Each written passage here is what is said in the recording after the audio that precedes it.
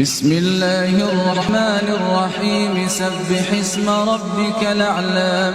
الذي خلق فسوى والذي قدر فهدى والذي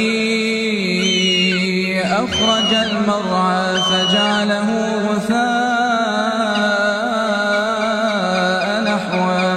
سنقرئك فلا تنسى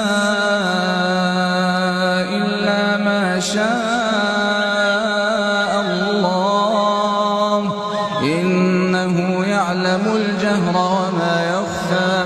ونيسرك لليسرى فذكر إن نفعت الذكرى سيذكر من يخشى ويتجنبها الأشقى الذي يصلى النار الكبرى ثم لا يموت فيها ولا يحيا قد أفلح من